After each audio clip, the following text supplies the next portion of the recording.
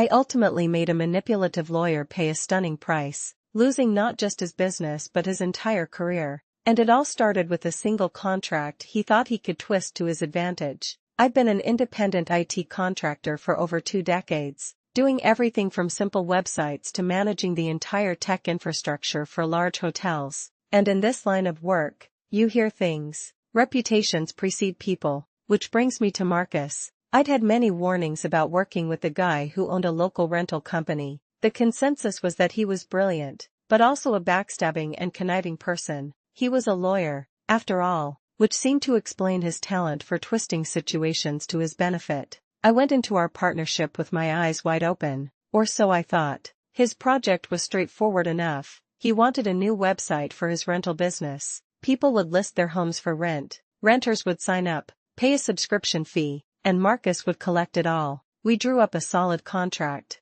signed it, and I got to work. Before I go on, I need to make something clear. This didn't happen in the States. I'm from a small country in Europe, and our laws are a bit different. We have a government agency that registers all companies and keeps very close track of who owns them. If you have a history of running businesses into the ground or breaking the law, you get blacklisted. You can't just burn one company down and pop up with a new one the next day. This detail becomes very important later. The project started with coding the backend in PHP, the complex engine that would run the whole site. But barely a week in, Marcus was already demanding to see progress. I want to see the website front now, he insisted. I tried to explain that the visual part, the front end, wasn't scheduled to start for 6 more weeks, after the core programming was done, just as our signed contract clearly stated, but he got on his high horse, demanding I halt all back-end work and focus entirely on the design first. Marcus made this demand out of pure arrogance, completely unaware that this single,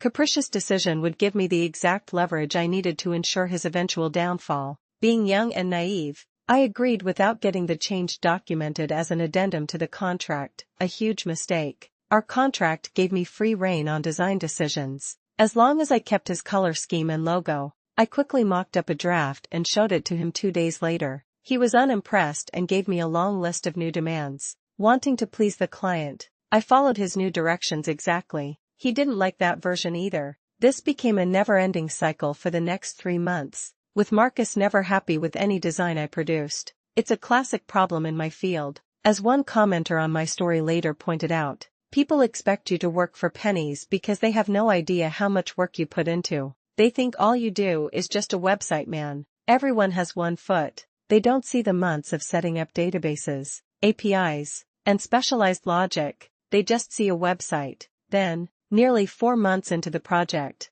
he completely blindsided me. He pointed to our original contract and said, "Yes, the contract we both signed says you will have a working backend to show me at the end of the month. If you don't honor that, I will have to take my business elsewhere and seek compensation for your lack of professionalism." He was using the original timeline against me, completely ignoring that he himself had ordered me to stop that very work. It was clear then that he was just one of those types, a person who, as another observer perfectly put it, likes throwing that degree around like the big whopping dick he'll never actually have. Suddenly, I had just 12 days to produce a functional backend. I called in a friend, and we worked tirelessly through a weekend, managing to build a solid base in 9 days. Keep in mind, at this point, Marcus had only paid the initial 5% security deposit. He'd refused to pay any more, hiding behind the excuse, "Well, if you can't honor the contract, why should I?" Remembering all the warnings I'd received,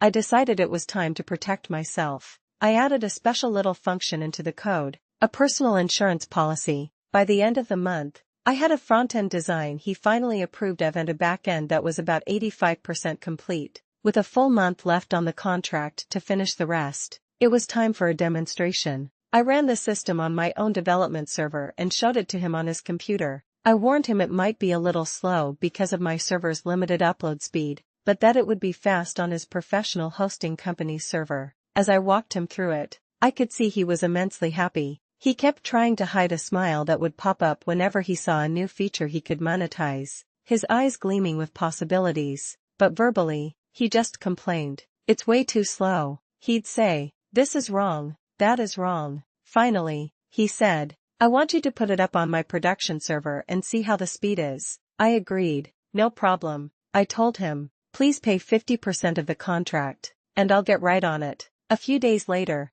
I got an email from him with a forwarded message from his bank, supposedly detailing a transaction for the 50% I'd asked for. This revealed Marcus's greatest fatal flaw, his belief that everyone else was as dishonest as he was, combined with an arrogant assumption that he was smarter than anyone he dealt with. It was this combination that sealed his fate. I suspected the email was a fake, which it was, but I played along. I already knew he'd been asking around for another programmer to pick up from a lazy deadbeat, so I was certain he planned to lock me out and steal the work. I pushed the system to his server and sent him an email with his login credentials. And now for that special function I mentioned. It was a simple but devastating tripwire. The code was set up so that if his user account, user X, tried to delete my administrator account, user Y, the system would first instantly delete and purge the entire database, and then permanently remove every single file from the web directory. Not 5 minutes after I sent him the login details, he took the bait. From his office, Marcus must have felt a surge of triumphant glee. He had the full system, he'd paid nothing for it,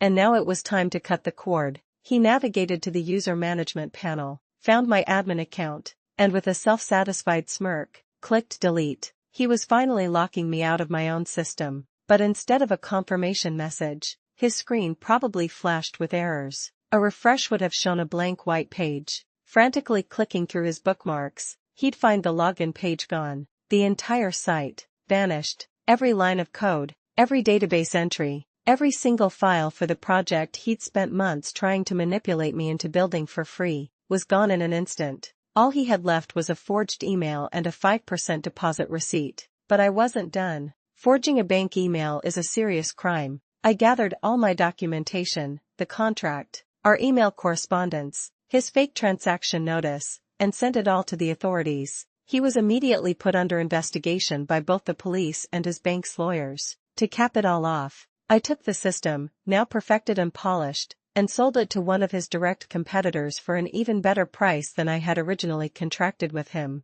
The last I heard, Marcus had been officially blacklisted by the company registration agency, barring him from owning a business in our country ever again. On top of that, he lost his right to work as a lawyer. In the end, I only ever got that initial 5% for what amounted to 5 months of grueling work. But knowing that his own greed and deception led to his complete professional demise, that's a feeling of satisfaction that will keep my heart warm for the rest of my life. This story is a powerful reminder that trying to cheat people who have a specialized skill set is a fool's game. True professionals always know their own value and, more importantly, how to build a better lock than any thief can pick. So I have to ask, have you ever had to deal with a client who thought they could outsmart you? What's the cleverest way you've seen someone protect their own work?